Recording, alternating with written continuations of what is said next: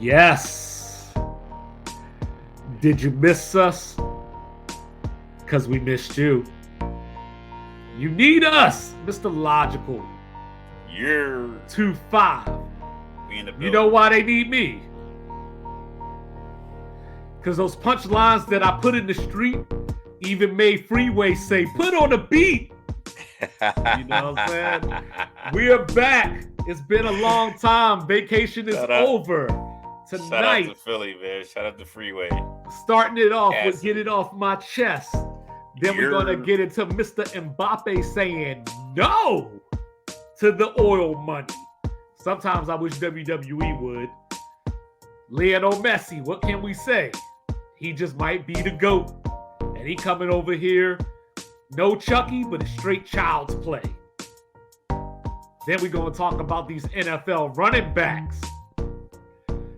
How crazy is it that they're called running backs, yet they have no spine? How does that work? You trying to get us in a fight. Mr. Logical. Yo, it's a lot of NFL players in my area, man. Can't be. I'm not trying to fight these quads. Hey, you need to go hang out around T-Neck or something. That's what I'm gonna probably be here shortly. Nah, man, I'm just saying, like, these dudes just, I mean, we gonna get to it. I don't want to jump the gun, but we gonna get to it. But I'm just saying, like, you know, there was one particular dude that said something, you know, he was basically like, yo, the jig is up, the fuzz is here. You know what I mean? We can break it down, dissect it the way sports reports and orders can do. You know what I'm saying? No conjecture, just all facts, no feelings, you know what I mean? Yeah. But first, before we do any of that, you know what I'm saying? Like, I just want to let people know, if you haven't been to Cabo, go check it out. You know what I'm saying? It was a great time. You know, the missus enjoyed it very much. So, you know, anniversary time and all that good stuff. But for the time being, it's time to get it off my chest. So, Mr. Logical out here, you know what I'm saying? He the new Dragon or something, you know what I'm saying? He about to spit the fire. So I'm going to just go ahead and I'm going to say my little quick piece and then I'm going to get out the way and let him have the floor. So, get it off my chest. I'm on the floor. First and foremost, I want to say congratulations on your anniversary, hence his celebration down in Mexico. Thank you, thank you. Applause. You know what I'm saying? 8 years, y'all. 8 years. 8 years, happily married man. Yeah, heading towards a lifetime. Kid-free vacation, y'all. Y'all got to go ahead and stay tight with the in-laws. Stay tight with the, you know, your brother-in-law, your sister-in-law, because you know might need to drop the kids off for 6 or 7 days. Yeah. So you know, keep those relationships open. You know what I mean? Don't burn those bridges and expect people to send a yacht. Don't leave Freeway looking for the beat. You know what I'm saying? I mean, shout out to Meek Mill. Don't burn the bridge, expect somebody to send a yacht. Right. But speaking of yachts and burning bridges and things of that nature, I want to get on this off my chest real quick before we get into all these other topics. All right. Well, I was going to go first, but go ahead. And I'm saying soccer leadership. So I'm gonna fire it off him, yeah, because I've been thinking about it. Because like I said, I've been dealing with a certain situation personally today. That's like this whole double talk thing. You know, just keep it straight. Don't piss in my pocket and tell me it's raining. I mean, so we have coaches, college coaches. Alabama coach Nick Saban had something to say about it. I believe Lane Kiffin has gone full deep into the NIL. He's signing recruits in the back of his Phantom or his Bentley or whatever car he's driving around in. So some coaches have embraced his NIL. Deion Sanders, another coach, embraced NIL. This guy, Pat Narduzzi in Pitt, continues to show that he is an inadequate recruiter and he wants to now fight the system, because I look at it like this. When people were cheating before the NIL deal, the school that had the alumni with the deepest pockets, they were able to sign the 5-star guys. Kentucky kept 5-star guys. Memphis kept 5-star guys with Calipari. I'm not saying it was all illegal, all legit. I'm just allegedly, you know, money's flying around. You know, you have schools that are constantly winning 20, 30, 40, 20, 30 games a year, constantly get all 4 or 5-star recruits. Some of that money is coming from nefarious locations. We can act like we don't know the case, but that's the case. So now that it's coming from a legal side, this guy Pat Narduzzi, he keeps saying things that don't make any sense instead of just telling the truth. So I'm gonna give you a quote that he had. He said, We're going to have small class sizes, and we're going to have small alumni groups as they matriculate through the University of Pittsburgh, Narduzzi said. So I think there should be a lid on the NIL deals if we're going to leave the transfer portal open. There's got to be a salary cap so people can't overspend. If he was trying to recruit a player in Texas, a player in Florida, a player in Alabama, and a player in Virginia to come to Pitt, he wouldn't want another school telling him how much money the school could spend on plane tickets for his assistants to go travel to get these players. He wouldn't want them to put a cap on how much money they could spend on the swag that they give. I seen a video a couple years ago. Clemson players, they got like 4 pairs of gloves, 6 pairs of cleats, 4 sweatsuits, hoodies, hats, this brand new helmets. I saw a video earlier. LSU players were putting on helmets with air conditioning vents in them. So you wouldn't demand that schools not be able to spend X amount of money on that equipment, but when it comes to giving the players leverage, you don't want them. You wanted a cap. Well, the cap is what you're willing to spend. The price of the brick has gone up. Just is that simple. So instead of complaining about how much another school could potentially spend in the transfer portal, if a kid transfer from your school, then let that kid go. They're adults are allowed to make that decision. The same way if USC came calling you instead of calling Lane Kiffin, you would have taken that job at USC for whatever amount of money they're paying him, 12, 13, 14 million. Excuse me, not Lane Kiffin. The guy that left Lincoln Oklahoma, Riley. Lincoln Riley. Same, they all look the same, 6'2", 6'4", white guy, brown hair. Narrows it down. So if they were calling you to come to those schools and they'll pay you, then if Kentucky can give one of your players like, hey man, come down from Pittsburgh, come down here to Lexington, we'll get you hooked up with one of these car dealerships and we'll get you a nice, GMC Sierra pickup truck for their school year to drive around in. You just got to be a spokesman. If you're not giving this person any run, or if they feel like they have the talent and they can shine in Kentucky, they should be allowed to do that. Just keep it 100. Just keep it a buck. Deion Sanders said this. He was like, I can't go coach NFL players because they're going to make more money than me. And if you make more money than me, then I don't know how much of an impact I can have on you when I'm trying to coach you. If I'm making $5 million as a coach and I got a guy making $20 million as a player and I try to discipline him, he won't care because he knows it's a possibility that he won't care because he makes 4 times the amount of money I do. He might even say it to my face. So now how am I going to look? How can I maintain the respect in the locker room if I have guys that make more money than me throwing it in my face? I can't fight them. So that was his honest reason why he didn't go to the NFL. Pat Narduzzi just say it straight up, like, listen, I'm losing recruits because I'm not winning enough games because Jordan Addison went from Pittsburgh to USC. I'm Mm-hmm. pretty sure he got a little money out of that.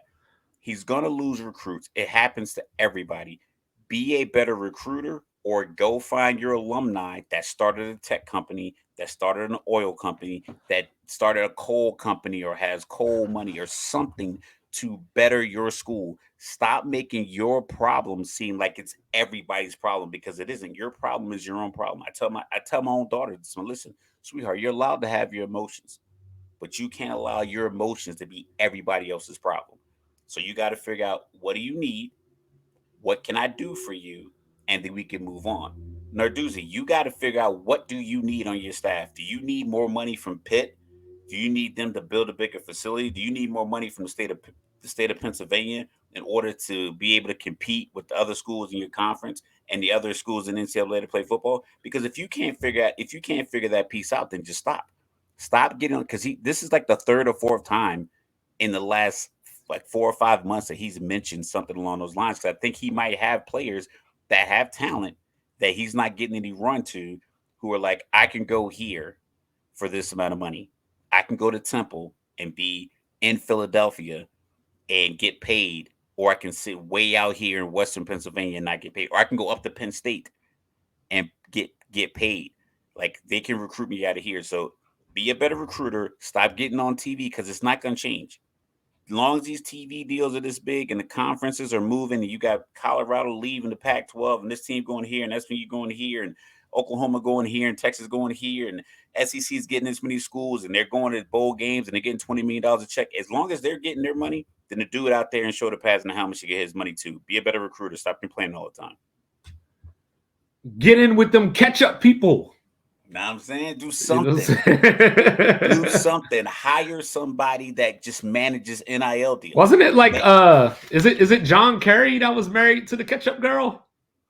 Yeah. You know what I'm saying? He was. You better go holler at John Kerry or something. You know what I'm Yo, saying? Stan Kroenke, the Rams owner, his wife, she's a Walmart You, money. you know what I'm saying? Holler at these Established people, man. relationships, man. You're not gonna get any relationships crying like this every press conference. Every time somebody put a mic in your face, he says this exact same thing. So when you get fired at the end of the season, you'll know why. Mm-hmm. Looking for the beat. So, like, the worst thing in the world is when you see two people that are destined for one another and they don't even know it. Like everybody else looks at them and they go, wow, they look so good together. Like, wow, I bet you they could do great things together. But then all they see is me. So I hear this guy, this giant, getting on TV and media. He's always trolling. He's on Twitter and he's talking about, I want to win a championship, whether that's in Philly or somewhere else. Now, I was sitting back trying to digest what this man said because I was already upset about the whole Game 7 loss to Boston and me and James can't do this with, we need more help or whatever. And it's like, well, in that situation, you were the help. You broke the plates. So as I was sitting back listening to this dude and like just letting my thoughts come together, I said, got Daryl Morey as the GM. And not that he's won a championship or anything, but it is not due to not trying. While James Harden was in Houston, he went and got Dwight Howard. He went and got Russell Westbrook. He went and got Chris Paul. There was a certain common denominator that wanted to get out of Houston. He ate himself out of Houston. Then he went to Brooklyn, hung out with Katie and Kyrie, just enough time to try a New York slice of pizza that Mr. Logical tells me is the greatest thing on the planet. And then he got up out of there because, like the rest of us, he knows cheesesteaks are better. No lies detected. Yo, New York pizza. So this guy, took a situation that the three of them were 16-2 together. Some injuries happened. Katie's foot was too big.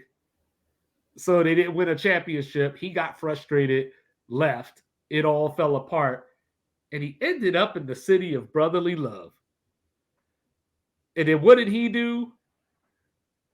They lost in the playoffs last year, and everybody looked me dead in my eyes. They looked me in the windows of my soul, and they said, give them a full season together. This is the new Shaq and Kobe. And I said, no, this is more like Vince Carter and Patrick Ewing. Like great players in their own right, but just can't get it done when the chips are there. So anyway, we fast forward. I don't got to get back into it. We know what happened against Boston. They fell apart. And then Joel went out and did his thing about how him and James needed more help. And then James was like, yo, I'm opting into this money. My man Morey gonna take care of me. But oh, by the way, I want to leave. And the rest of us are like, no, you two belong together. Like, who else could lead a team to miss 27 straight threes in a Game 7 on their home floor against the best team ever assembled, and then get paired with the dude that went 4 for 20 against the Atlanta Hawks in a playoff game that you lost by 3 points, that turned around and blamed it on Ben Simmons not shooting a layup 3 games later? You belong together. That's it, man. They belong together. They belong together. James Harden and Joel Embiid, they belong together. This is destiny. Match made in heaven. Match made in heaven. But apparently, Saudi Arabia is not heaven to Kylian Mbappe. Mr. Logical, why he turned down all that money? I It was don't. just 1 year. It was just 1 It was year. 1 year. He's in at 24. Soccer, or well, we're going to use an appropriate term. We'll call it football. I mean, we're talking about it. And that at 24, leaving Europe to go to Saudi Arabia is, I'm gonna break it. It's like the equivalent of Kyrie right now going to China. He's he's gonna be way better than any competition you could put out there. Yes, it'll be some. There's gonna be some, probably some good players. These Saudi Arabian leagues are signing. They were in France to sign another player. So they're signing a lot of guys who are like your fringe players, and try to make the comparison. So I think it'd be easier for the listener. It's like if the Saudi Arabia league had a basketball team, and they're signing guys like Eric Gordon, Drew Holiday, maybe like a Dylan Brooks. You're getting guys like Jalen Suggs. So you're getting like good guys, and you get some older guys. Like you get the Morris twins, maybe a guy like Horford, and you're getting talent. You're getting talented players. You're getting people who are still head and shoulders above a lot of players in the other leagues, like these other Chinese leagues, and you're bringing them to Saudi Arabia for entertainment. And then the oil money, like the oil money is ridiculous. I mean, the whole world runs on oil. You can talk. I see Teslas everywhere, but also see GMC Sierra, Yeah, see that's the reason 71 I still pickup gotta trucks. watch Goldberg every so often. I mean, so it's like it's still out there. The oil money's there, but he's already on a deal that has him at 300 or $200 million over the next 3 years, and he just was a runner up in the World Cup. They almost won. A lot of crazy calls. We And watched they that won the game, previous one. and they won the previous one. It Mm-hmm. just he's gonna be able to create a football legacy that's akin to a Ronaldo, now the Brazilian Ronaldo, the Portuguese Ronaldo, Messi, Rooney, Beckham. These guys that are just player of the year, Golden Boot, player of the year for their country, representing, winning the Champions League, winning the UEFA League, winning the Euro Cup. So like there's so many notches that he can put on his belt, so many bullet points he can put on his resume by staying in France and staying healthy, staying at the best facilities. I'm pretty sure Saudi Arabia probably has great facilities. They probably have the money to build great facilities, but is their supporting staff as keen on maintaining the health and wellness and training of a European elite football player? Probably not. So it's like, why go there just for all this extra money that he's going to get in some range of that over the next few years? If he was only getting like 60 million and he was like 21 and he had potential, and they were like, "Hey, we think we can give you 600 million," then I would be like, "Okay, maybe." But he knows that from 24 to 27, the next World Cup is in 2026. Mm-hmm. And it's So gonna that, be here.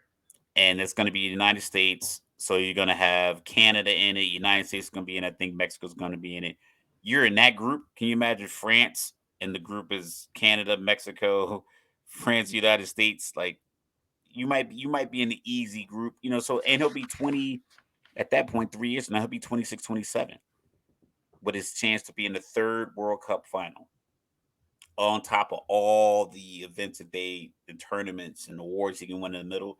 I think that just would probably resonate more long term than the 1 year making $700 million. $76 Granted, million. Yeah. $776 million. Yes, it sounds like a crazy thing, but like I said, he's gonna get through 200 million, $200 and $300 million contracts for his next 3 or 4 contracts he signs between 24 and 31 will be that range.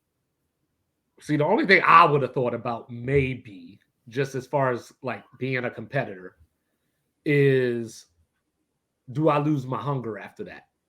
Once you're introduced to that type of money, like you're making 4 times more almost, like, because even with the transfer, the club was getting All in all, it was going to be like 1.1 billion or something like that with the Yeah, it's like transfer fee and it was a everything. 300 million euro transfer, which equates to 322 million dollars, Right. and then the 776 million that he would have gotten paid for the 1 year. Right. So like him going, in my eyes, him going to Saudi doesn't take away from his ability to be in the next World Cup.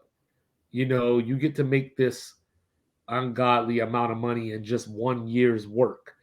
But, in addition to what you said, he's one of only two players to score a hat trick in a World Cup final.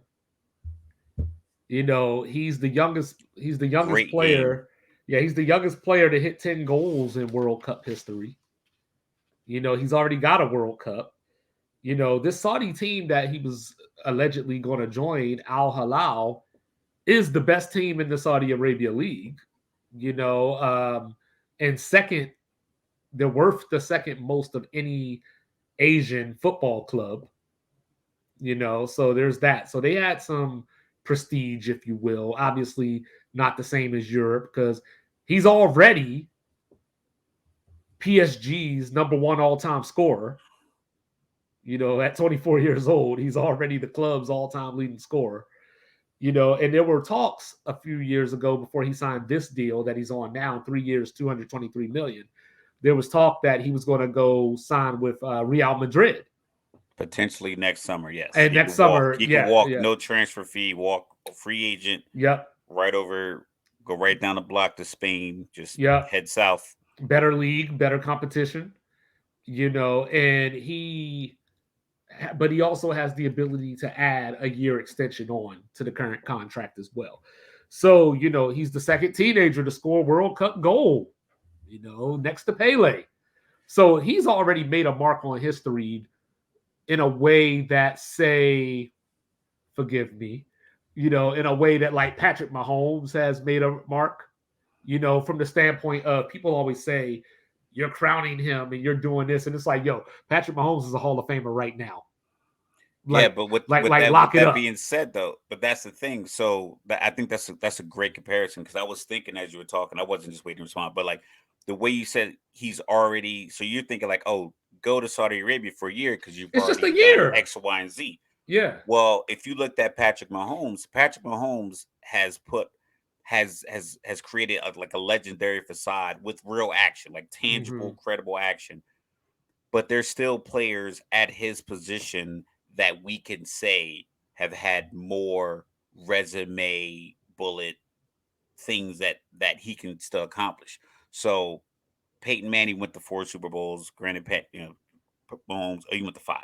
Was it 5 or 4? He lost to the Saints. He won the two, lost to the He went Saints, 2, and then lost to and the lost to Seahawks. Seattle. Yeah. So 4. Yeah, so 4. So you got Tom Brady has been to 10 Super Bowls, which is like a crazy astronomical number. Uh, so you have guys in the league that have records like Drew Brees has, the streak of touchdown passes in the game. Mahomes can go for that. You could the undefeated season, so that's still out there. The 18-1 season will now to Mm-hmm. be 20-0. So the Patriots had their 18-1 season, so that's something that he can strive for. So even though he's already done so many things, everything he does can just add to his legacy, and he's already done it in his mid-20s. Mm-hmm. If Mbappe had started his rise at like 26, and then by now 30 he was getting like this second World Cup run and everything else, then I can see, all right, boom, I'm at 30, I've done this, I only have about maybe 4 or 5 more good years left in football. But he's at 24, so it's like I can catch Messi for 7-time football player of the year. I think Ronaldo has like 5 or 6. I think Ronaldo from Brazil has a handful. I think Christian Bale has like Gareth Bale has 1 or 2, something like that. I get them mixed up. Uh, he probably could play it. In Christian Bale, he probably could play him in a movie.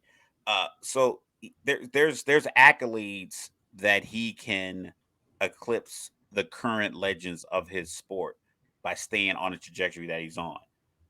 Is like he he has that opportunity. So I think that's probably another reason why he would turn it down. Or maybe he just doesn't want to have to go live in Saudi Arabia and just kind of Maybe it's an ethical thing. He's like, I don't want to deal with this money. I don't want to deal with these people. I don't know what kind of contracts they have. Ronaldo is probably like the most famous guy that's accepted this deal. But he's also 38. Yeah, and 38, and he got, I think, and I mean, Messi's 36. You know, like 26-year-old Messi ain't coming to MLS. 28-year-old Ronaldo may not have gone, you know, to Saudi. Yeah, like a guy like Ibrahimovic. I would have took the money. It's just a year. I would have took the money. As thinking from his point of view, I could see why he didn't take the money, simply because he's gonna get that money between the Nike deals, the time on TV. You gotta keep in mind these sports where guys can show their whole face, no hats, on TV. I can easily, like we talk about the Mike Trout conundrum. If you put Mike Trout on a billboard or in a watch commercial right now, you wouldn't know it was Mike Trout if he was in a Gap commercial. But I'm making progress. Like somebody showed me a picture of like 6 baseball players, and I got Mike Trout right. You know what I mean? I still don't know if I can point him out. Like, I still don't know. He looks like a football player. Like, that's one. Like, he's just stocky. But like I said, the helmets, the hats doesn't have the same appeal. Mbappe has a worldwide appeal. He's African descent. He plays in France. He plays for Paris Saint-Germain. Paris is one of the most famous cities in the world, a la Tokyo, New York, LA, Paris, London. So, and you're playing the world's most famous sport in one of its most famous cities, and the very distinct. It's probably one of the best looking football kits, like that word football kits that I've seen. Like I have a Paris hoodie in here. I've been trying to get Lindsay to say pitch. Like it just she won't say 2-0. Like it just doesn't work. Just that work, but like so you have it to the point where like just him being offered this deal shows the impact of him as an individual.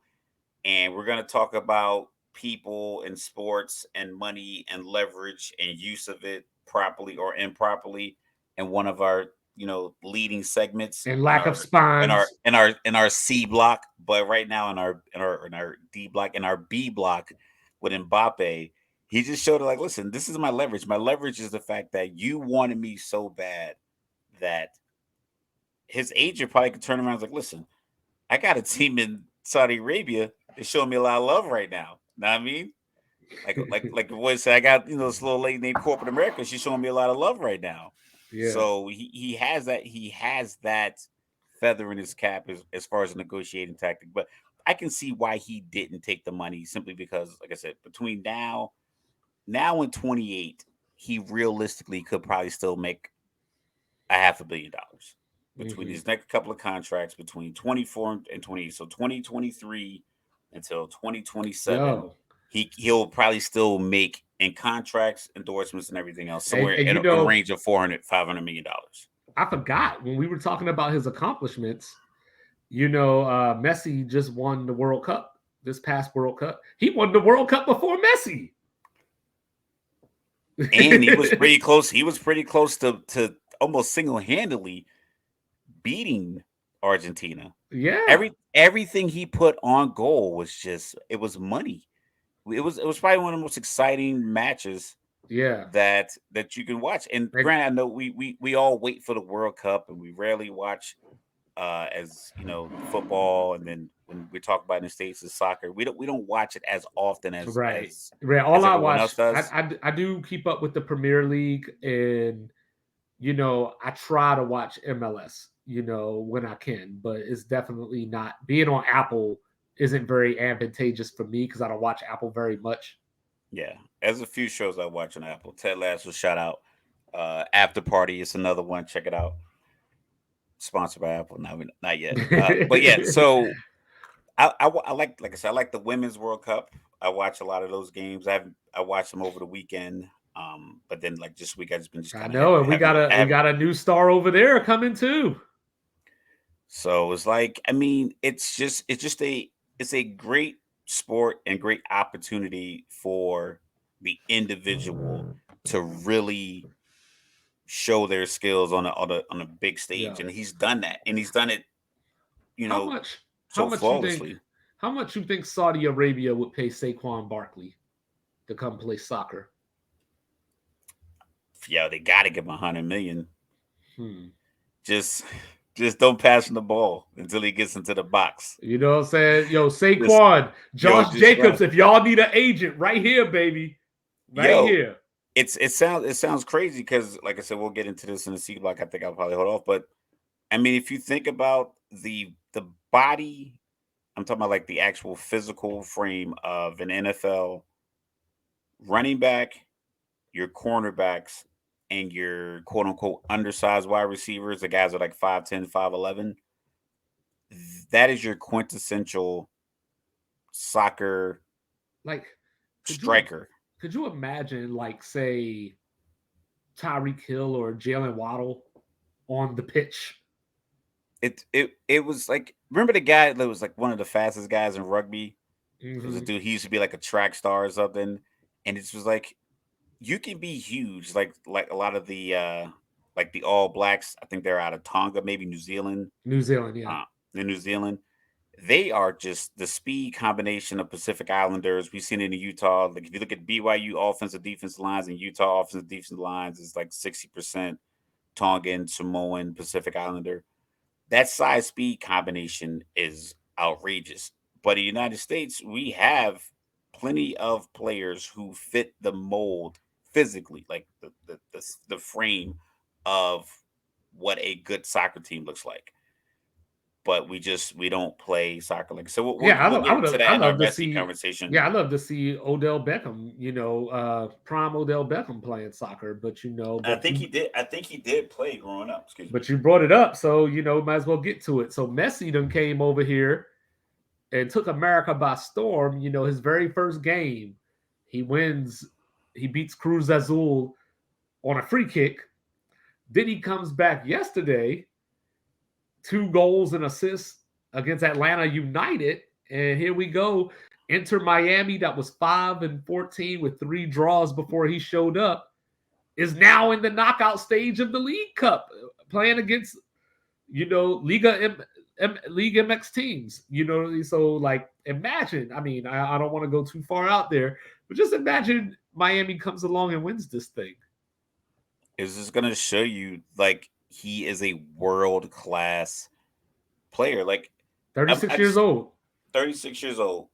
I got two simple stats. 7-time player of the year. Uh-huh. Keep in mind, the whole world plays this sport. And he was the best at it. With other guys in their prime playing in this same window. It's not a situation where we talk about this with basketball with LeBron just being like, for lack of a better phrase, head and shoulders above a lot of the players, and then some guys kind of caught up. Guys like Giannis, Steph, um, Kobe had his run. Jordan was like just literally leaping over everybody else as far as talent. There was a lot of guys in the mix. With football, there was a lot of guys in all over the world that were playing on the same level or playing at a very, very, very high level, and he Mm-hmm. was better than them. You have Ronaldo playing it simultaneously. Ronaldo is considered the GOAT by some people, and then you have Messi. So we have our Jordan LeBron debate, but they played separate times. Messi and Ronaldo matched up a lot in La Ligue, in the UEFA, Yeah, and we wanted that World Cup final. and we wanted the World Cup final. We Morocco wanted got in that. the way. You know what I'm saying? So it's like you have a guy in his prime. He won it a bunch of times. He still won it 7 times. And of course, he's 15-time Argentine player of the year since 2005. It's 2023. So he won it 15 times. So he's just a world-class player. That free kick, it's probably super difficult. Like I've kicked a soccer ball or a football, and it never, like, I have no idea where my toe or heel or what part. I just go out there and kick it around for fun. But what these guys can do with the ball from those spots is like it's incredible. It looked effortless, and I don't know if the goalie just wasn't familiar with where he likes to go from there, and he just kind of saw it because he looked and he was like he casually just lobbed the ball into the top left corner of the net. It's just like, but what he brings is a jolt, But when that jolt and all that movement fades off, they're gonna have to get another one. And if they don't follow, like realistically, you can maybe follow up with Cristiano Ronaldo He's after older. next year. But I I mean, the saw name recognition, though, yeah. the name recognition, but I saw a report on him, and I'm gonna believe it. I'm gonna venture to believe it. I saw him do a press conference, and he sat down, and it was like a beer, a Gator, like a beer, a Powerade, and a Coke in front of him when he was doing his press conference, and he moved each one out of the way deliberately, and then he put a water down, and he was like, "Drink water, don't drink this stuff." So they said his body functions like a 20-year-old, Mm-hmm. even at he has like a 43-inch vertical, which is higher than like some NBA players. It's just he was clocked running 22 miles an hour like a year ago at 36 or 37. That's the fastest he's ever run in his life That's on Tyreek the Hill status. pitch. So it's like he could be he could be a guy that you could bring over after next year. But in order for that buzz to stay, we're gonna have to start developing our own stars and be able to keep our homegrown stars because they go to second tier English clubs a lot of times. Like I think Chris Pulisic, he went to like Everton. I think he plays for like one of those teams in Ooh, this Europe. man just called Everton second tier America. Woo! This kind of like Hey, who's they're gonna one of the blue bloods over there. You know what what I'm is some hooligan come track me down in Jersey? saying? If our reach is that far, I will take an ass kicking for it. Like if I got people in England mad at me, I'll take it.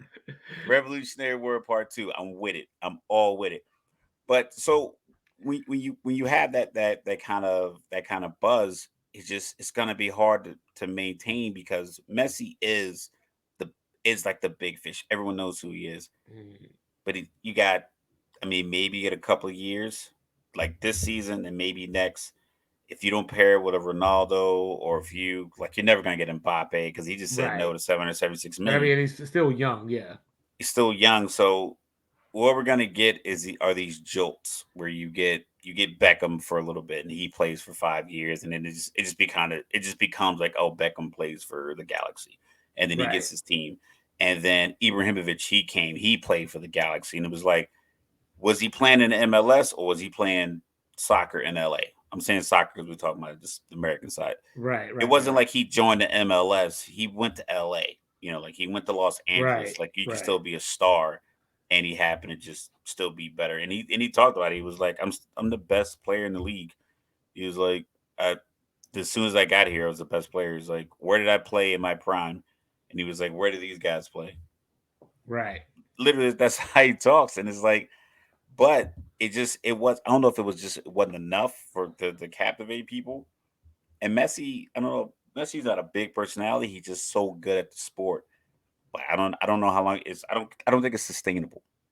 No, and we were talking about the dream team earlier. And trying to figure out, like, you had your cool coaches that you brought up, and Vladi Divac's and Dino Rajas and people like that were coming around every so often.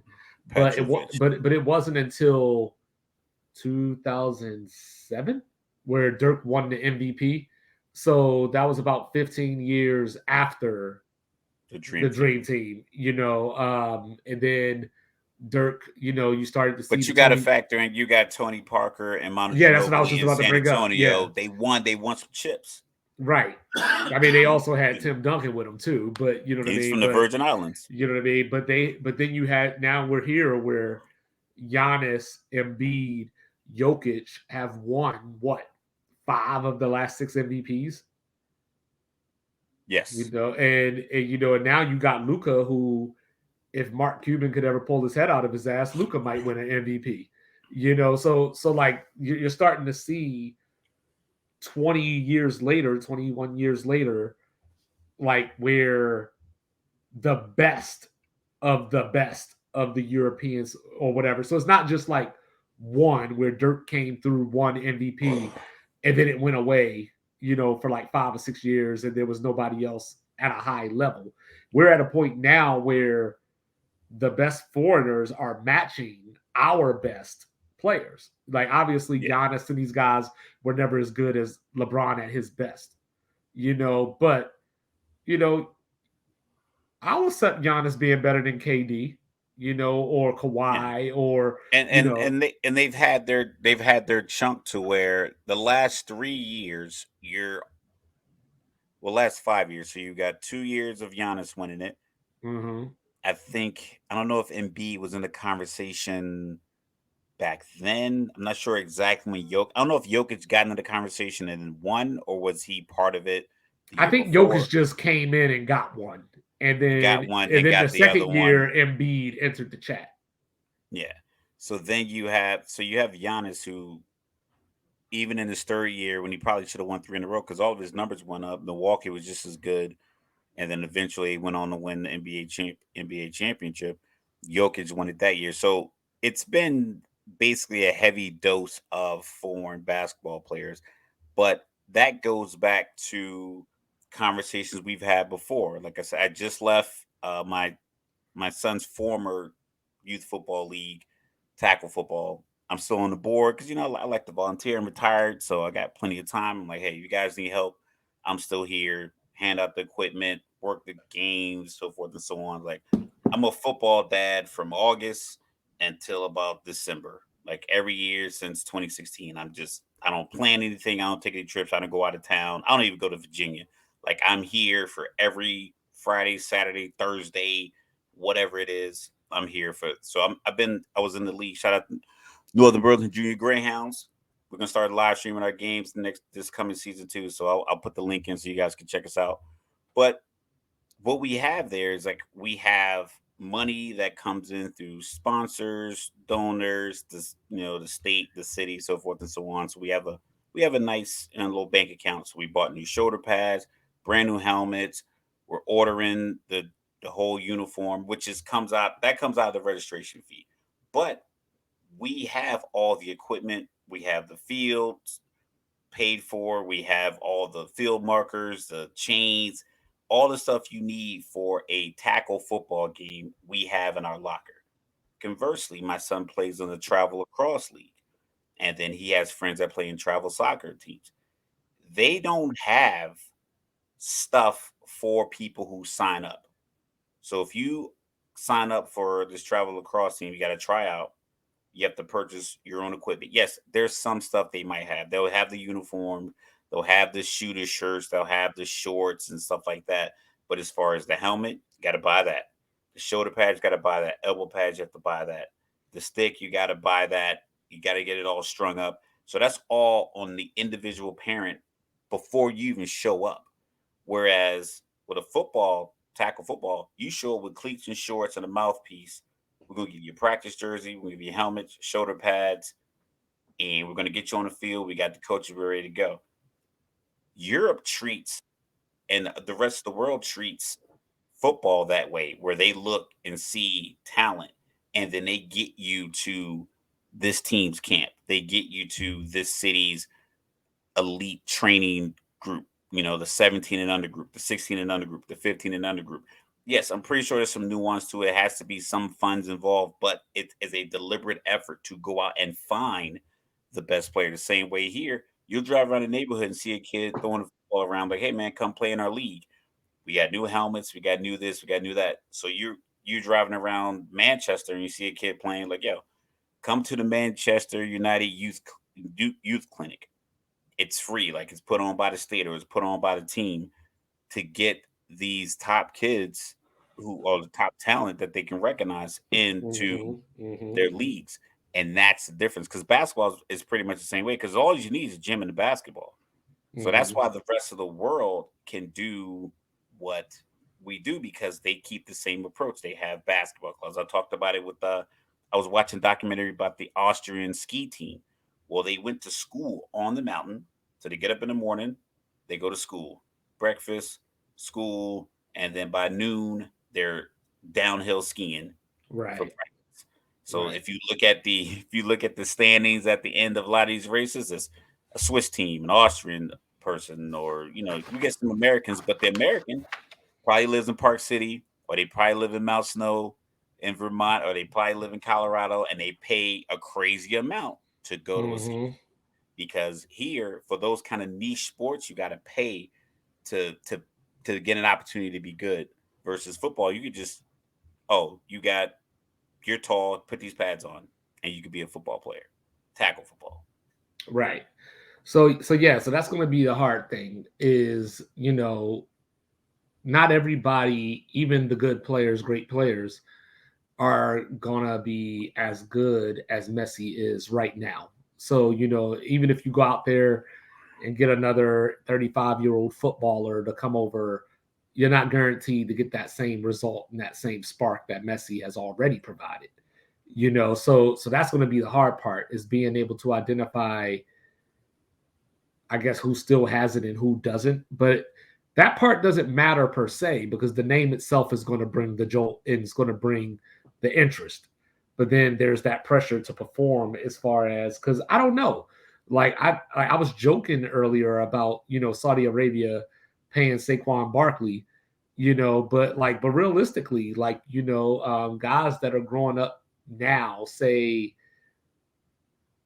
that are between 6 and 11, there's been a push in some states, like California, where they want to do, like, get rid of youth football, and they want to, take the helmets out, and it's not even necessarily football as we see it nowadays. We run a concurrent flag program and a tackle program, and our tackle and flag numbers are almost equal. Probably like Yeah. 120 flag players, 120 tackle football Yeah, players. so at some point you would imagine, or at least I would imagine, that, like, your high quality football talent is going to start to sputter a little bit as they get shifted in different directions, because not even just from a soccer slash football standpoint, but just looking at, say, what Shohei Otani's about to get paid, and what Bryce Harper got paid, what Mike Trout got paid, baseball money, is the new, or it's the old Saudi Arabia money. You know what I mean? And the NBA, you just saw Jalen Brown sign a 304 supermax deal. Yeah, Football, even your best of your best football player, that money ain't guaranteed. the You tackle know, football player. Granted, tackle football player. So, Okay. like Joe Burrow is about to, probably get his extension. We just saw Justin Herbert get the 5 years, 262 and a half. You know what I mean? I'll have to look up his guaranteed money. I think it's But 137. but see what I'm saying? Like, he's not getting 262.5 that he signed for They could guaranteed. they could cut him after they pay him his $137 million. They Yeah, can he cut go him. out here and tear something, like need Tommy Not even John that. surgery. He could go out there and just suck. That too. You know what I He could mean? go out Like, there and just not be good, and they could cut him in two yeah, two they'll just say, years you know after. what, we're done. Whereas baseball, basketball, this money is guaranteed. Like, John Wall's still getting paid. You know what I mean? $40 Like, million. if Chris Paul, he's on the Warriors this year, you know what I'm saying? They're gonna pay him that money, or they're gonna buy him out. At some point. So maybe, like, at some point, as the football talent starts to dwindle, maybe some of that goes over to soccer, because there is a lot of footwork involved in football as well. So I know that when I played football, that was a thing. We had to do ballet on the side and, like, all this kind of stuff to maintain our balance. Twinkle toes, you're breaking my heart, all that good stuff like that. Shout out to Willie Goat, Lynn Swan. but at some point, the rubber has to meet the road. So I don't know if MLS will ever be, say, a top 5 world soccer league.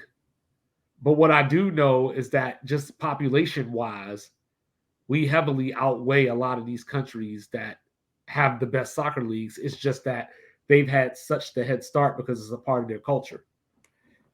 Like I said, what happened recently, and there's a few documentaries on. I saw one on HBO a few years back, probably about 7, 8 years back, maybe.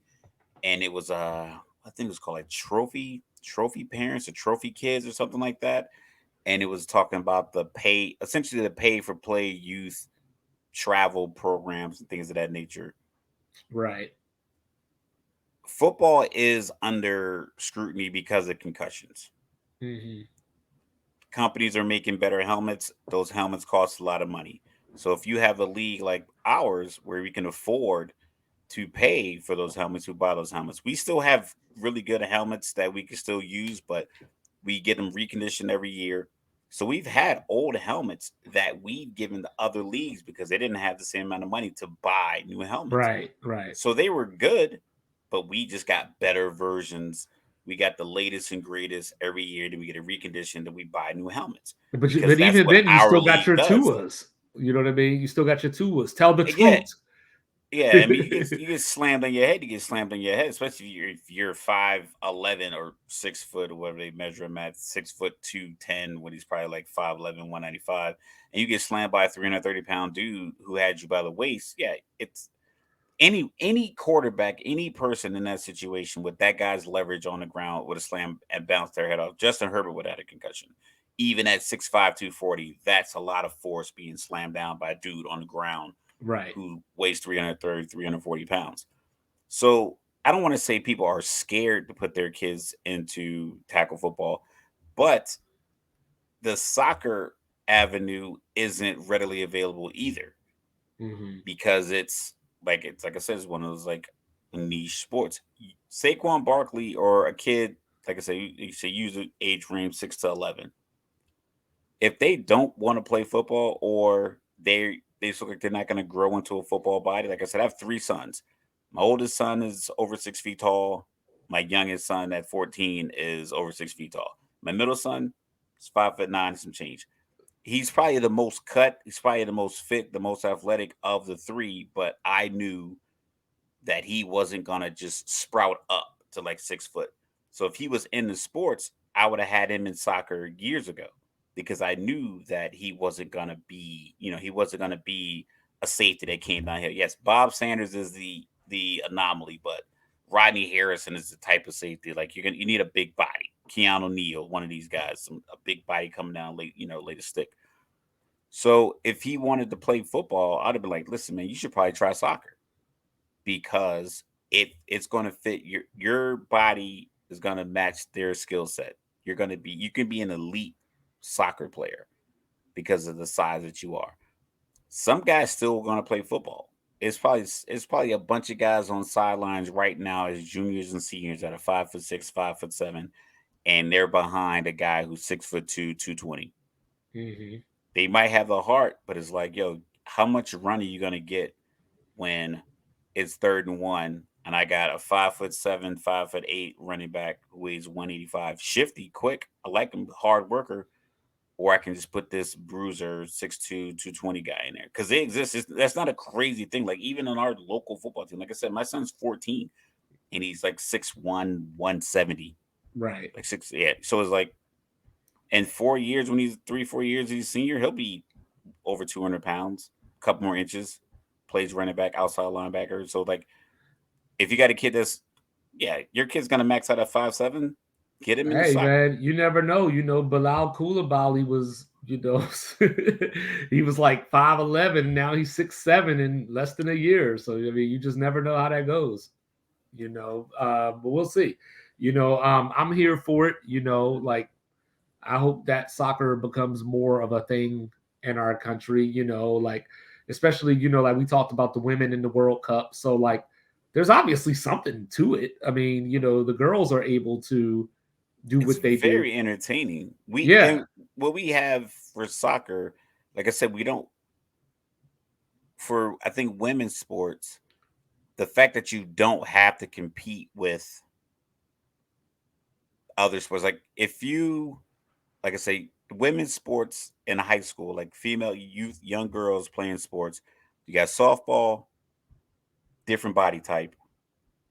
You have basketball, different body type for the most part, normally longer, taller, and Hmm. then soccer.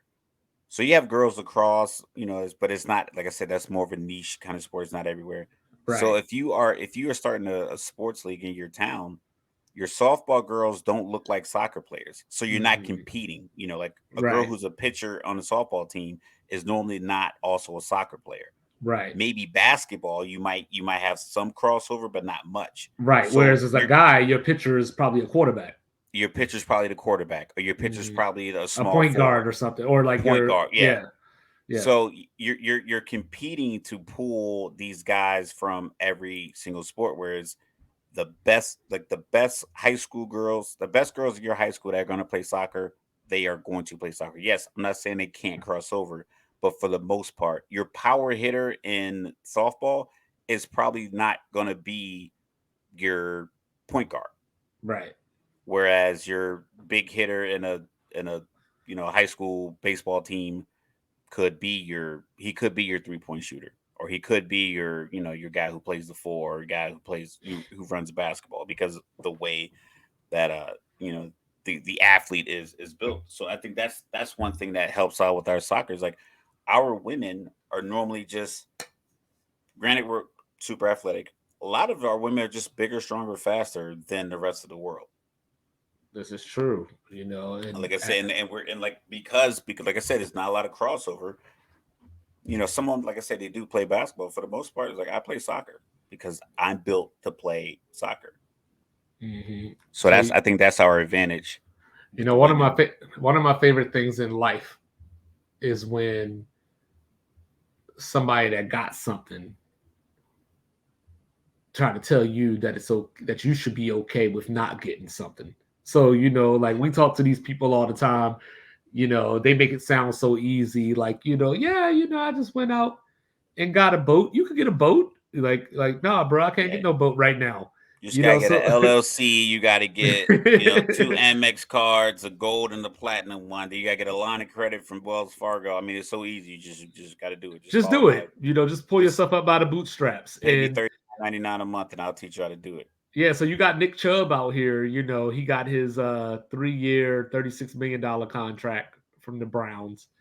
And then you got young little Saquon over here, trying to be next. He was on his franchise tag, said, I'm not signing it. I could say F it, not show up to camp, not play week 1, like all this kind of stuff. They got on the Zoom call. First of all, before I go any further, they got on this Zoom call, and I was reading these reports and watching TV, and I heard Austin Eckler, and I'm like, the same Austin Eckler that asked for a trade and And then then got some set up incentives. $2 million. Yeah, and Saquon didn't even get that. His incentives are $909,000 when you add And them up. they are unattainable, Well, I wouldn't necessarily go that far, but hold on, bro. hold on, hold They on. We'll get there. We'll get there. Just let me. Okay. So then Nick This Chubb, was almost my get off my chest if we didn't have a whole topic on it. so But so yeah, so Nick Chubb, fire off. so Nick Chubb got his 3-year deal, which I guess nowadays that's long term for a running back, and he gets out there after this Zoom call and he's like, I don't know what we can do. Like, like the game is the game. Yeah, because you got your 13 million, bro.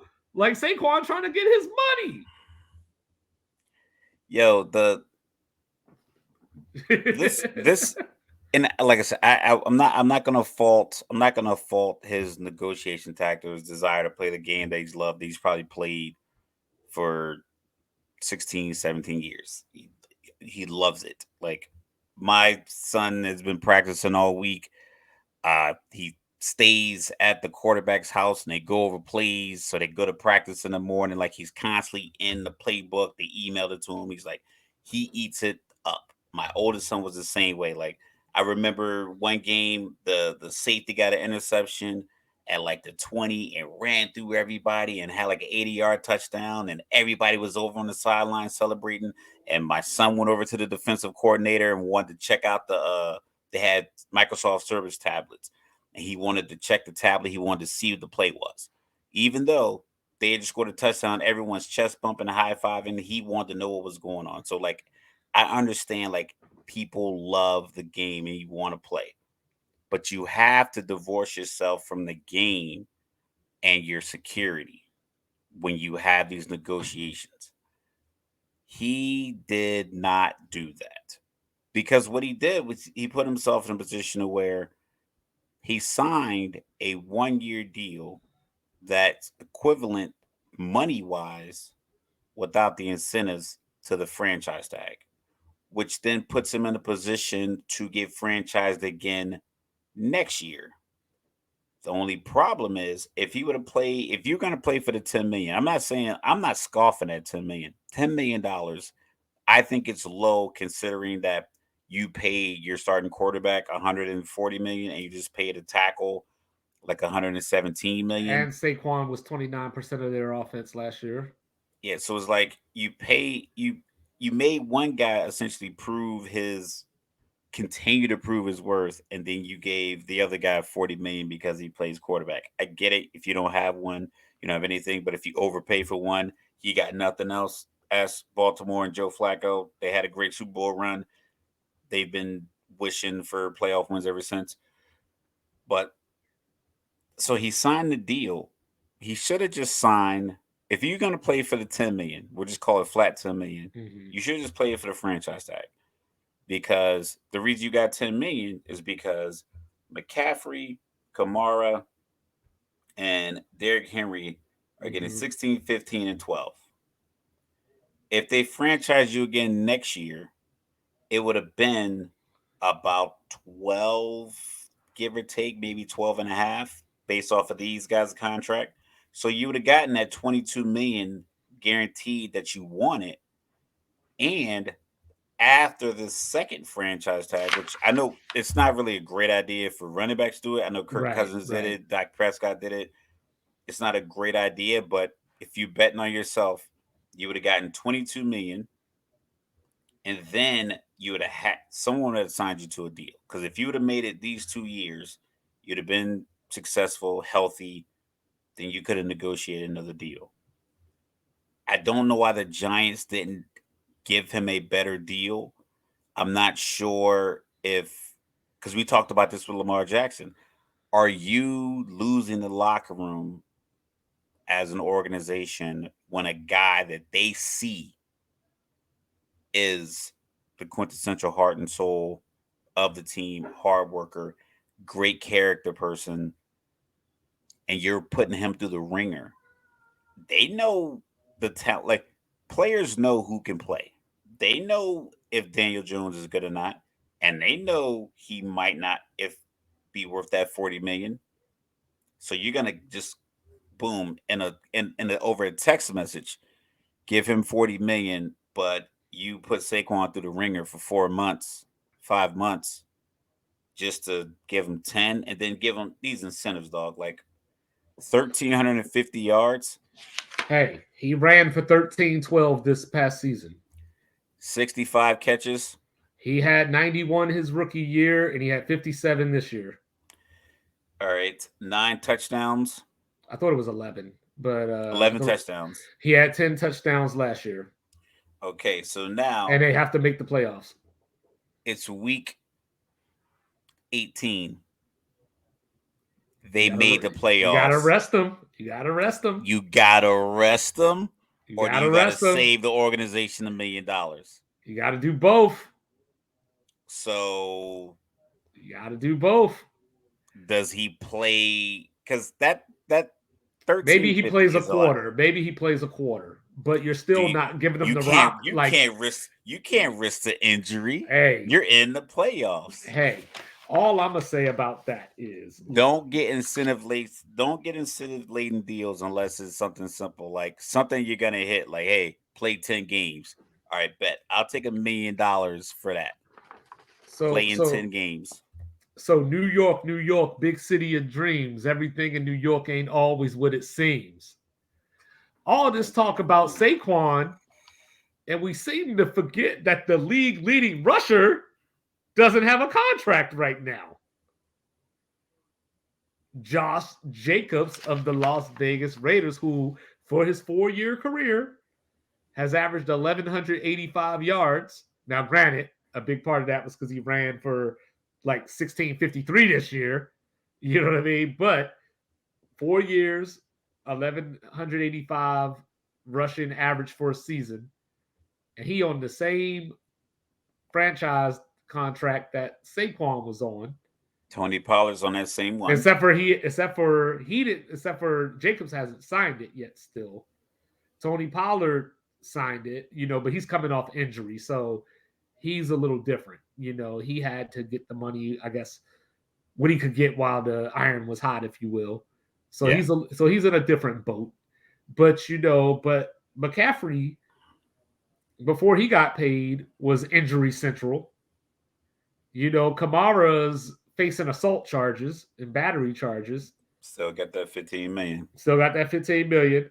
Derrick Henry should have been MVP 2 years ago. Right. He's earned every bit of what he's getting. He should be getting $18 to $20 million. Yes, correct.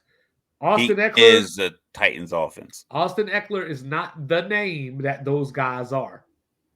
But with as much as the Chargers throw the ball and what he contributes to that part of the game, he might be worth a little bit more than what he's getting. The Jimmy Graham argument, like, yeah, I'm a tight end, but I run more wide receiver routes than block as a tight end. And welcome back, Jimmy Graham, by the way. Welcome back. But yeah, like so when I look at this, my problem with Saquon is not that he took $10 million. Because I would take $10 million right now. So I can't knock him for doing something that I would do. Absolutely. You know what I mean? I might take, if the Cowboys was offering me $10 million, I might take $8 million to play for somebody other than the Cowboys. But man, Jerry called me. I'd be a long snapper. But what got me about Saquon was I could just say F this.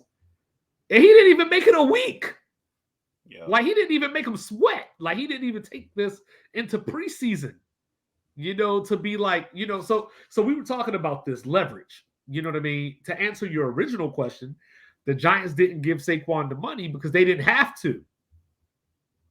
You know what I mean? These guys are finding running backs in the third round of the draft. So this is what it comes down to, right? We always talk about the importance of your left tackle. What's being forgotten here is that if the Giants didn't have Saquon, Fred been going on about Eric Gray and all this kind of stuff. I like Eric Gray, but Eric Gray might be able to run for 900 yards this year. But can he protect Daniel Jones the way that Saquon can? Tony Pollard signed his franchise deal. He's quick. Can he protect Dak the way that Zeke was protecting Dak? That's the danger of not paying your running back, is now that quarterback that you just gave all this money to might be a sitting duck on that third down blitz. Yo, it's this conversation we've had time and time again. Just because these people are in these positions, vice president, player personnel, GM, scouting man, they may not know exactly what call to make, and they just copy what other teams are doing. Right. If I'm looking at my team and I'm on offense, and we throw the ball so much, I can throw it to anybody, right? Theoretically, we have such a dynamic passing tree and everything else. Our passing game is just so advanced. I can get any wide receiver in. Nope. You go out and you get Devontae Adams. You go out and you trade 5 picks for Tyreek Hill. You draft Jalen Waddle, or you trade him and you pair him, and you do all these things. You go out and get DeAndre Hopkins for extra money. You pay Christian Kirk.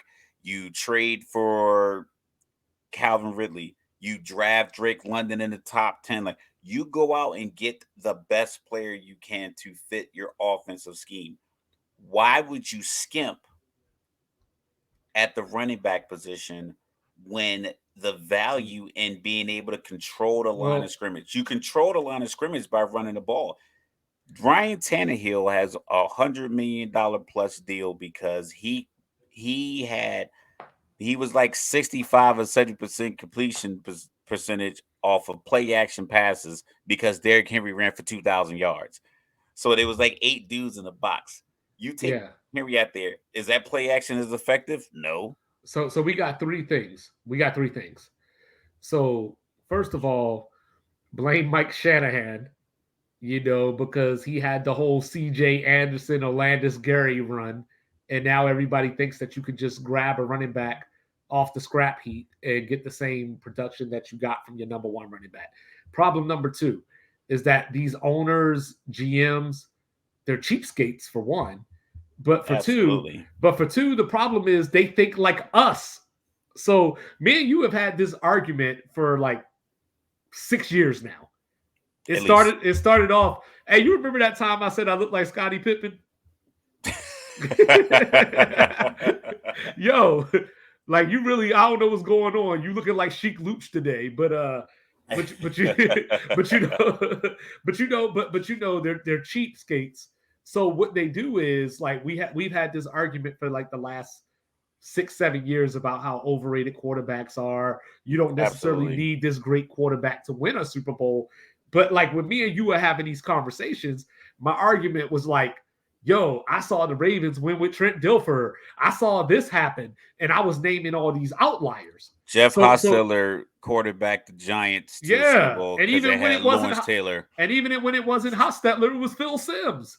Because they had Lawrence Taylor and Eric Carson. But then when we talk about the running backs, we're like, hey, we just saw Patrick Mahomes win the Super Bowl with Damian Williams as the leading rusher, and they drafted Clyde Hilaire, but then Pacheco came in, and then it's like hold up, okay, Kyle Shanahan lost 2 Super Bowls because he didn't do what? He didn't run the ball. But it's also when you look at it, it's like I saw Patrick Mahomes do these things, and it's like, oh, so to be successful, for me to be successful, there was someone that said, let there be light.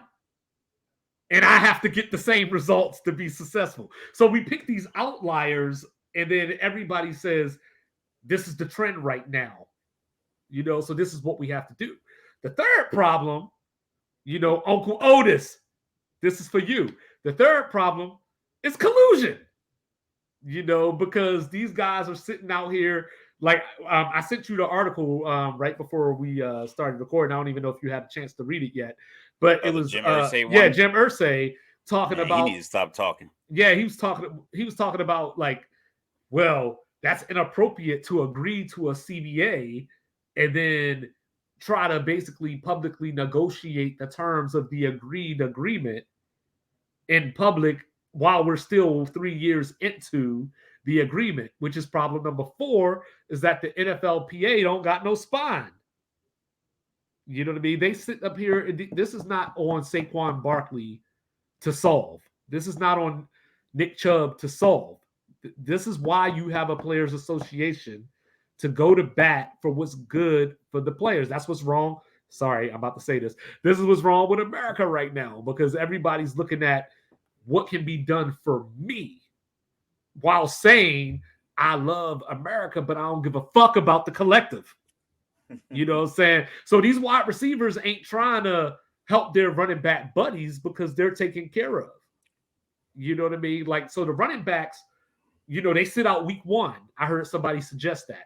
Maybe they should just sit out week 1. Yeah, and then running back number 2 going to come in here because he's been waiting for this opportunity all his life. And they all can't sit out. Like they all can. It's like you can't strike in season. But then they started talking about, well, how about we all act like we got pulled hamstrings? You know how you do that? By not saying publicly, let's act like we got pulled hamstrings. You can just be like, hey, my neck's kind of tight. Yeah, like at least come up with some different stuff. Be like, yo, my shoulder, like I was helping my mom move the fridge the other day, and you know what I mean? The Larry Bird effect. I was working on my driveway, hurt my back. You know what I'm saying? But that's what I'm saying. There's a lack of leverage. There's also a lack of cohesion amongst the players. And what we have in divide and conquer.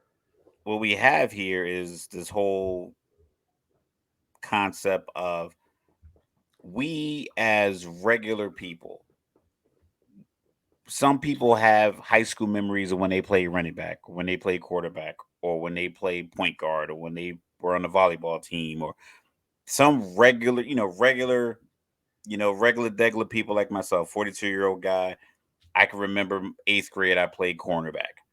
So if you were a good high school football player and you see a guy in the NFL complaining about whatever, or you did a couple of years of D1 or D2, these conversations will come out like, oh man, I would have played with anything. I would have put a brace on. I would have done this. Well, the owners, we most of the owners are dealing with so much money and so much like their lifelong is money. You can't see it through their eyes. So you immediately attack the player for wanting more money to play this kids game, but because you can't empathize or see through the eyes of the owner, because the owner is just like that kind of money. You didn't live like that. You didn't live with $1 billion monetary access, like multi-million dollar companies everywhere. From the time you grew up, your dad was XYZ, your mom was this French nobility, whatever the case may be. So we get on the player. So everyone's going to get on Saquon for being greedy and won more than $10 million. Meanwhile, MetLife is probably paying the Giants $20 million just to put their name up on a stadium that cost over $1 billion like 8, 9 years Of ago. taxpayer money. Taxpayer money, Jersey taxpayer money at that. So it's like you're not even fathoming what kind of money went into the facility that these owners are allowed to draw their money from. And then you look at the player like, oh, you really gonna hold out for $10 million? You should be thankful to get that much money. And that in lies our problem, because that's where the public pressure comes in. Did If people ever get mad everybody at the NFL for charging DOD? I don't think anyone even looked into that. I think people bought their gloves, they bought those hoodies, they bought the hats, they're still buying them. They're buying the socks, they bought the pink gloves, they bought all the stuff. People buy everything the NFL sells because people don't know how to yell at billionaires. It's like on top of that, billionaires don't hear you yelling at them. So the fact that these running backs had this Zoom call is like if you don't have that Zoom call with the real leader in the room, either an impartial leader like a lawyer or somebody who's been a corporate, takeover head honcho kind of individual. If it's just me, if you and I and a bunch of the retired senior NCOs were sitting in a room and we're trying to take on the VA, but we don't have a person who's ever tried a case against the VA in the Zoom call, it's just us spouting off stuff that we've heard and or read on the internet. But if it's somebody's like, listen, this is what you guys can do, but you're going to need some cooperation from your teammates. The offensive tackle who got X amount of money, could he have said, "Listen, give 2 million"? The Bobby Schmurder deal. When Bobby Schmurder heard his boy was getting like 9 years and he was getting 5, he was like, "Yo, give me 2 of his years so we both can do 7." Mhm. Like you need somebody. You're gonna need players to make moves But this, like but that this, but this is the thing. for each other. I imagine athletes, like obviously, like football players have a fraternity with other football players, but I would imagine that they have some basketball player buddies. You know what I mean? I'm sure somebody could have reached out to say, like we always talk about Jalen Brown, who's on the NBA leadership team. Very Like, smart, very smart man. or if you want to keep it at football, it doesn't even have to be a running back, because guess what? There's a talk show host, podcast host out here named Dominique Foxworth, who was on labor unions and helped the NBA with their labor deals in, learning their processes and things like that. So there are people out there that you could reach out to get better results. Because right now, all they did was just sit around and have a bitch fest. And Don't bring feelings with to a fact fight. fact fight. And I think that's the detriment, because like I said, the reports are, whoever shared the report, because people can't keep anything a secret now anyway. Like their Zoom meeting should have been secret, Right. because you can get cut. And I'm not saying that you should worry about that, but it's like I said, we talked about Kaepernick. It's like somebody's got to make the sacrifice. Someone's gonna have to say publicly, like, this is foul. Like somebody like Patrick Mahomes is gonna have to come out and say, "Oh, listen, the Hunt family needs to pay Isaiah Pacheco," because I read something. He was a 7th round pick. They got him for a couple of year deal. It might be like $3 million. They can franchise him. So he'll be 27 before he's a true free agent. 5 years. Yep. So it's like, would anybody else, like right now I have a contracting job. And it's like there's no like promotion in it because it's like a stationary position. Like, okay, you're gonna do this thing, and then when we renegotiate the contract collectively for everybody, then the pay could go up. But as an individual, that right now there's no scheduled date for like, all right, you're gonna get a pay raise on this date. Whereas someone who's like a GS employee or government employee, you have steps, you have dates, you have times. You're like, no, okay, in this many years, I'm gonna get this many promotions, I'm gonna get this paid this much. That's what the quarterbacks have. The quarterbacks have that already. I'm a first round pick. I'm going to get this money. And then after this year, with 2 years left on my rookie deal, the team's going to extend me for whatever the hot number is that summer. This summer, the hot number started out with 252, 255, somewhere in that Mm-hmm. range. Mm-hmm. So it's going to go 255 or Herbert got 255. 262 and a half. He got 262 and a So half. Burrow's probably going to get 270. If not 270, 265 and a half, Mm-hmm. at least we'll give him that. And then Mahomes is going to restructure his deal. He'll probably get 300. And then don't let Bryce Young have like a couple of 4,700 yard seasons. Yeah, couldn't have had it on the video game, but that supporting cast. But so they already know, like they know, like Tyreek Hill had to fight. Tyreek Hill had to perform extraordinary to get his 28 million. I think that's what he ended up, and then the 5 picks for Miami to send to Kansas City, and then Devontae Adams, same thing, back to back years as the MVP quarterback's best target. So you earn it, and I get it. But these running backs, they they're the best friend of a young quarterback. They're a best friend of a team that has a mediocre defense because you can eat the clock. Keep You him off can the field. Mm-hmm. keep the other offense off the field. You get your team in a scoring position. I bring up the Atlanta Super Bowl a lot, but the reason they got in the position that they were in is because Matt Ryan had to check it down to Devontae Freeman, Well, who got it all the way down into that other side of the field. And if you would have just given him the ball 2 more times, we'd have a ring. And did the mm-hmm. same thing with Shanahan with Garoppolo. If you would have just respected the fact that the running back is there for those moments, the running back is there so you don't have to throw the out route to the tight end that wasn't paying attention on And third you and know two. what's crazy?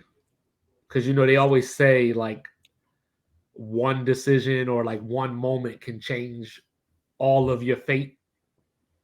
If Tennessee could have held that lead against Kansas City, running backs might not even be having this conversation right now.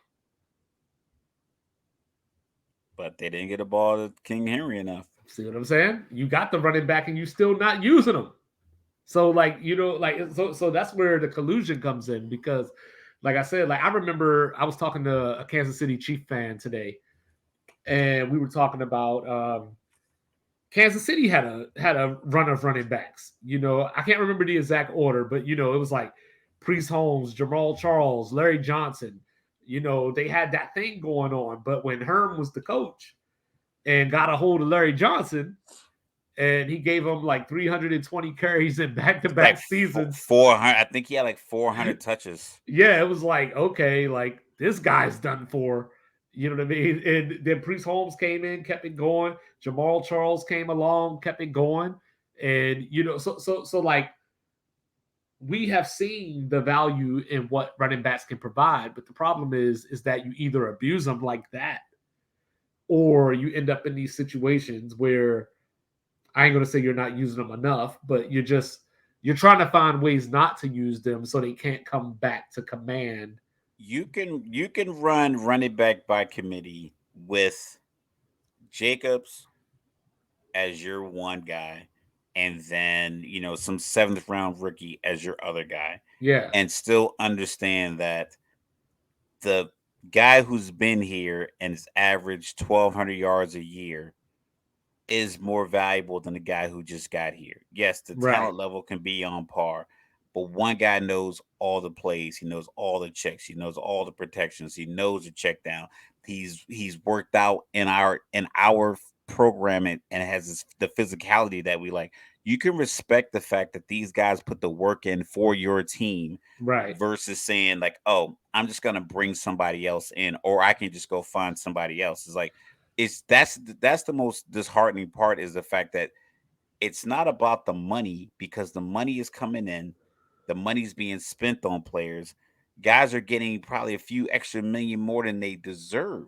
Like there, you could probably pay a guy, like for instance, Justin Herbert got 262 and a half, 137 million guaranteed. You probably could have paid him 257 and given Eckler 15 million.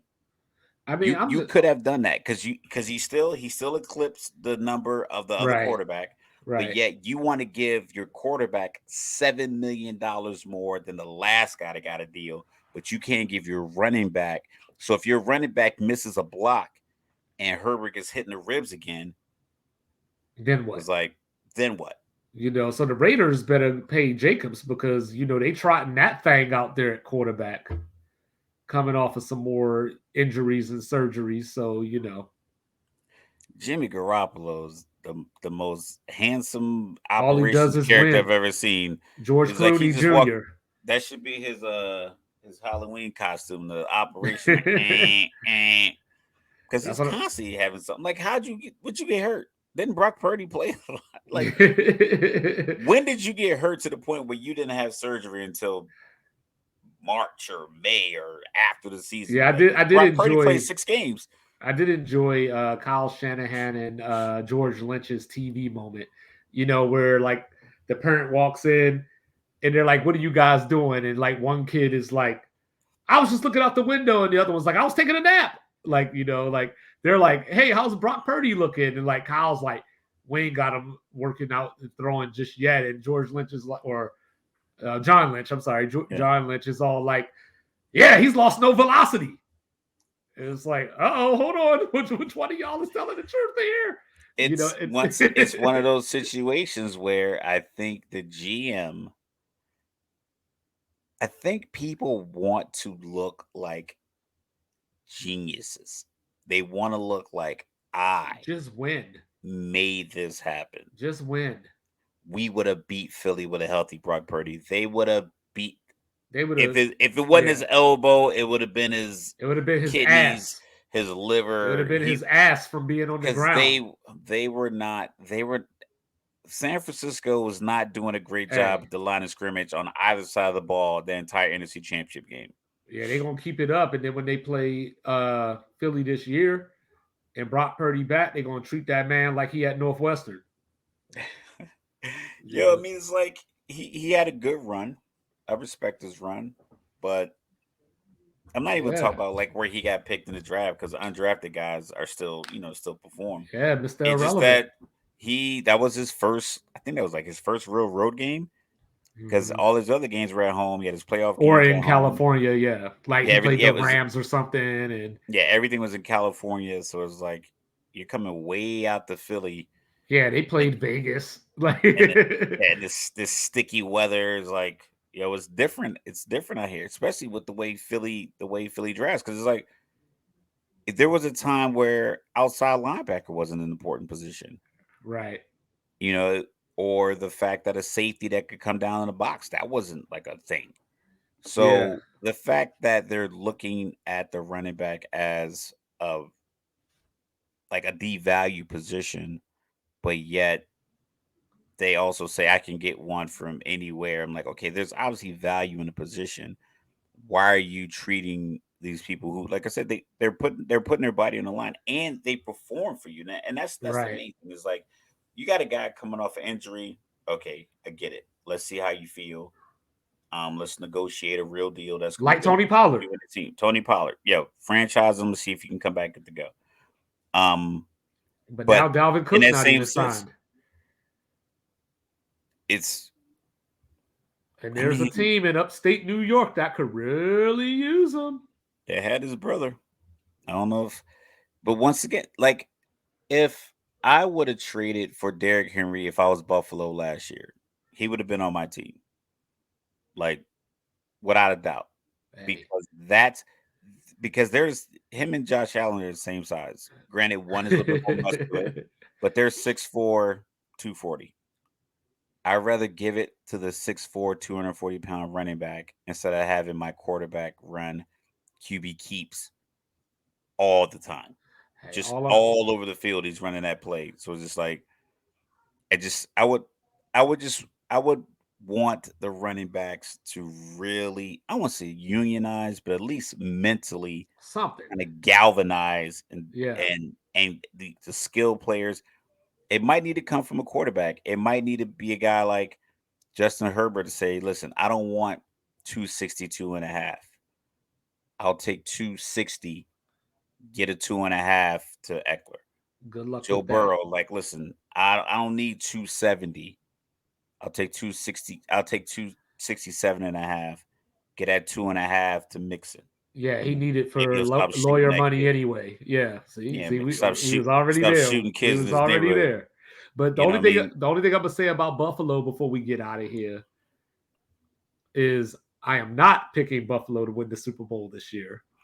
Yo, I But saw something that had Buffalo at 9-8. I'm like, come on, man. Like, I'm not the but biggest fan of them, but they're gonna be better than that. but if Buffalo don't get it done this year, it ain't getting done. Like I'm not picking them this year, but I'm just saying if they don't do it this year, it ain't getting done. But I think it's a lot of teams that are in that boat. But you know me, like I said, I'm not a big championship or bust preseason, you know, I'm not sports. either, but I gotta hear these people. I gotta hear you yell at me because somebody else said that Josh Allen was better than Patrick Mahomes. I ain't even say it. You Listen, know what I'm saying? And you yelling at me about it. I'm a logical guy, man. It's like I need you to quantify and qualify these arguments. But And I it's ain't even saying it. Wasn't even my argument. Like, like in my group chat, somebody says something like your opinion can't be wrong. I'm like, I oh, feel I you beg on to that. differ. I beg to It's differ. like, you know, if you're like, oh, I don't like peanut butter and jelly sandwich, that's Yo, my opinion. if you Okay, told I got me, that. if you told me Clyde Drexler was the closest thing to Michael Jordan until Kobe came up, I have no way to prove you right or wrong, right? Correct. If you told me Clyde Drexler was every bit as good as Michael Jordan, I'm gonna say go pop in the tape of the 1992 NBA Finals and say that shit again.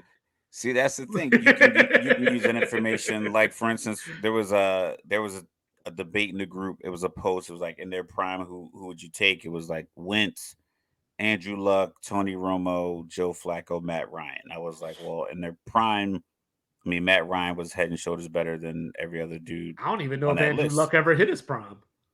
I don't think so either. But this guy was like, Matt Ryan sucks. I'm like, elaborate. And then of course, he's turned out just to be a Ravens fan. He kept picking Flacco, and I was Right. like, well, I mean, I Matt don't even Ryan know if number. Flacco had a prime.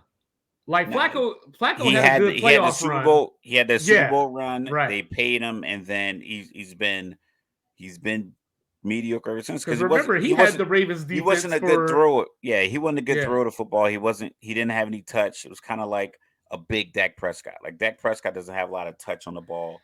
Whereas guys like Tua, like, for, you know, the lack of his strength in his arm, he has a lot of touch. And Yeah, wherever he he can get the does. ball, he get the ball. Like, you know, certain guys just have it. But like I said, I'm not a big championship or bust guy, considering it's 32 teams. Right. You know, a left tackle rolls his ankle or gets a neck stinger and he misses 2 games, your record can go from 11-6 to 9-8 just because now you play the Rams one week and then you play Buffalo the next week. You got Von Miller beating the hell out of your left tackle at the week before Aaron Donald was doing it. So now you're 9-8 versus 11-7 if you'd have had your Right. guy. You know, so like you go from third in the playoff run to seventh. Right. It's so many You variants. got to have things break your way. You Like, gotta and have things break your way. that's why the Warriors. That's why the Warriors were so good because their opponents kept breaking stuff. They kept breaking stuff, and then the Warriors never broke up their team. Yeah. And I think what you're alluding to with the Buffalo, if it doesn't happen this year, it won't happen. Is like, okay, so what if 12-5 happens? What if 13-4 happens, but the Super Bowl doesn't? Does Then that people are going to warrant? panic. That's what I'm saying. So Because I mean, if you look at Dallas, Mahomes may not have hit his prime yet. Dallas is the last 2 seasons. The Dallas Cowboys. We don't talk about them a lot. They're 24-10. That's what I told you. Remember? What all the all the hoopla and this, that, and the third. They went 24-10. They won 24 out of 34 games. Well, I told you it's the same thing. If the Cowboys, because they're on this streak where they haven't won the Super Bowl in almost 30 years now. It's not for everybody. It's no, not it's not for everybody. invitational. But the point that I was making was, if they don't, this is the year. Like the NFC, looking around, we'll do our preview show at some point. But looking around the NFC, I see Philly, and I see a whole lot of questions. So, like, this is Dallas. You see Philly and Atlanta. I do not see Atlanta. You know what I'm saying? I do not see Atlanta. But anyway, before we get out of here, so you had to fuck it up. I was trying to have a serious conversation. Listen, you go, Atlanta, all this shit. We looked at it. Atlanta's playing like 6 or 7 rookie or first-year starter quarterbacks in like the first 10 weeks. Yeah, with the same thing. But listen, they run the ball well. You get the rookie back out there, or you get Jordan Love out there. All right, they're playing the Jets with Aaron Rodgers here in December. You never know what the expectations there. If they're hovering around 500, Aaron, he'll shut you out. So I think Atlanta has a real good shot to be, pretty good team. But like I said, I feel you on the question marks.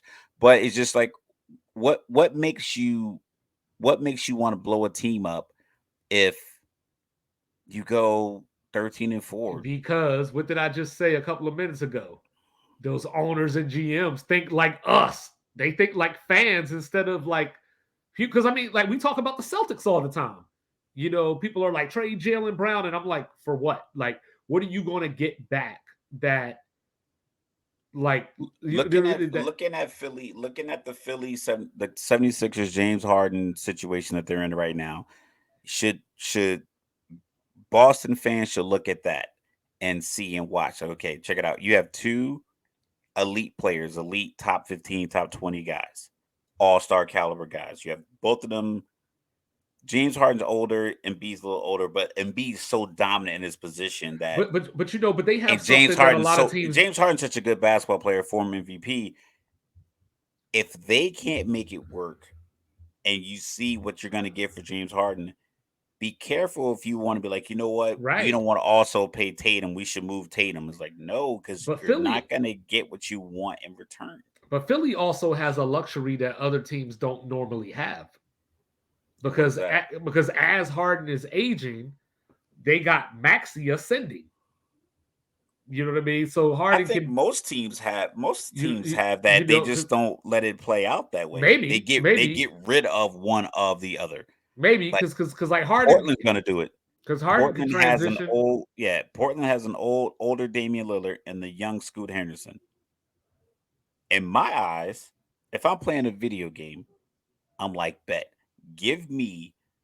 It's like this. Like this is not exact comparison, but if Chicago could have drafted Kobe and Jordan still was on the team, you'd be like, okay, we can make this work because this young guy we got in fits the mold of our star. Right. And he can just not necessarily fill in, but he can just absorb what our star already does. Our star's going to go at some point. It's going to be, his time's going to go. But we got a guy that basically fits that same mold. Right. That's what I thought the Andrew Wiggins, LeBron James part. I was like, I thought they could make that work. I thought so too. I'm like, LeBron, you 6'7". I think Wiggins measures a 6'7", 6'8" athletic wing. Yeah. I mean, I can't hate on the results. They did win a championship, but yeah, like I was thinking the same exact thing. Like I was like, yo, that's your Pippen. Like that's your dirty work. That's your guy. You got and we saw how Golden State used them. We got Kyrie as your other scorer that literally has no fear of anyone that defends him, and then you have a young rookie that's going to absorb everything you tell him because you're LeBron. Everything you say to him is going to. And maybe, like you were talking about Brandon Miller, like maybe we would see those things in Wiggins that we don't see in Brandon Miller. Yeah. That aggressiveness, like I heard Brandon Miller talk. He was on the podcast with Paul George, and he seems like he talks slick, but I don't buy it. Yeah, it's like he a good boy trying to be bad. Yeah, it's like, listen, man, Don't get dreads. Don't go out here and get dreaded up, get tatted up like you got a Don't bunch try of to turn into VCs. Brandon Ingram. Yeah, like don't You do know, that. Brandon because Ingram, we, I think I could fight Brandon Ingram hey, at Chris, 42 years old. I don't know if Chris Paul Given think that work. that. You know what I'm saying? But before we get out of here, I wanted to get your thoughts real quick. All right. You know, right before we started recording, right after I did 2-5 Daily, telling the Colorado Buffaloes and the Big 12 to just get a room already. You know, it seems like they may just shack up. So, what are your initial thoughts on Colorado potentially to the Big 12? I mean, that makes the most sense. I'm old school. I'm working on my change and adaptability and things of that nature, and just kind of seeing things through a different perspective and allowing these things to play out. But I'm like, listen, I think your conferences should be regional. It should have, because every conference has enough regionally It should to make where sense. it should make sense. Mm-hmm. You have your best California teams in the Pac-12. The Pac is short for Pacific Ocean. You shouldn't be in the Pac-12 if you in the mountains. If you're like if you in the Rocky Mountains, you shouldn't be in the Pac-12. You should be in that middle section. So I'll give you Arizona because Arizona feels like an extension to California anyway. So I give you Arizona, and I'll give you all the schools that have states Pacific that are, Northwest. yeah, I'll give Yeah. you that. The Big 12, you want to be, give me Utah, Colorado, Oklahoma, Texas The A&M, heartland of Nebraska. America. Give me the heartland. Then the Big 10, I want the same thing. Give me, put these teams together. So when if I was hypothetically still living in Utah, I want to go see a Utah game. They got a game in Colorado. They got a game in Oklahoma. They got a game in Nebraska. They got a game in Kansas. They got a game against Colorado State. Okay, that makes sense. I don't want to play against the Pac-12 team SMU, and I gotta fly. I gotta fly from Salt Lake to Dallas for the Pac-12 matchup against this Hey, team I'm in the down with it, middle man. of You know what I'm Texas. saying? Texas That, that Texas could have their own, like they had. I think they had the Big Eight back in the day. They can just be like they the did, Texas Conference. They can literally have their own but that conferences. ain't Like where the money is. but the money is in the name. So it's like how many teams do you need? Because if you get too many teams in there, you got Oklahoma, Texas A&M, LSU, Alabama, Georgia, South Carolina, Florida. If they run off a few years of a row when 4 or 5 of them are in this 12-team playoff, that's gonna cost you money. Because I'm watching football no matter who the channel is on. We're Yeah. going to watch. So I was like, why are these big money agencies, these TV agencies, giving away all their leverage? It's like, listen, people are gonna watch no matter who's there. I don't need to give you $1 billion in this TV deal for what? Like, who's gonna broadcast your games if I don't? I'll give you 900 million. I know. You know, it's so funny. I gave the Pac-12 all this crap because they were talking to the CW, and now the ACC got a certain amount of basketball games and football games on the CW. Maybe the CW is going to be a player, man. Like maybe I need to step back and eat my words or something. But as far as Colorado goes to the Big 12, they should have never left in the first place. From everything that I was keeping up with, because I lived in Colorado, I was on the message boards and everything. A lot of them felt like they were in that academic snob realm of like we're more like Cal than we are like Texas, and now their football program is more like Cal than it is like Like Texas, Texas. but now I'm intrigued because, now you got Coach Prime. We always talk about, is he going to leave for Florida State the first chance he gets, all that kind of stuff like that. But now maybe Colorado does become that legitimate, I ain't going to say monster, but maybe they become that legitimate team now because Prime has those Florida and Texas inroads. You got So UCF joining the Big 12. So look at that. You got a school all the way in Colorado, and then you got a school in Orlando, Florida, in the same conference Rutgers is in the Big Ten.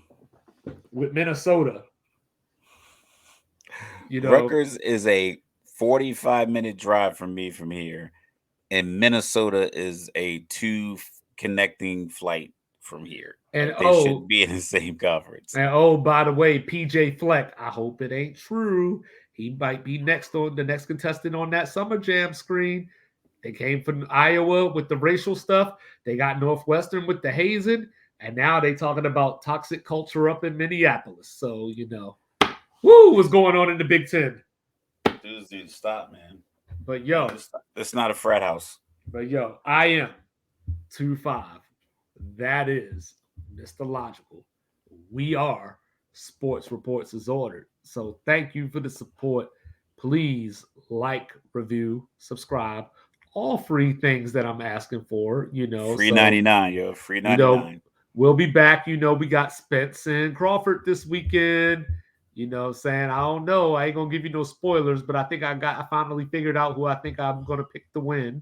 Is boxing going to disappoint the fans again? No, this fight ain't going to do it. You know what I mean? This ain't going to be the one to do it. You know what I'm saying? We're going to be coming at y'all soon with some college football Power 5 previews. We'll be coming at y'all with our NFL locks and all of our records and who's going to win the Super Bowl. All that good stuff is coming up because I looked around and I don't know if you can see what I see, but I see August and it's next week. Yes. So, America, that is Mr. Logical one more time. I am 2-5, and we love you. Peace.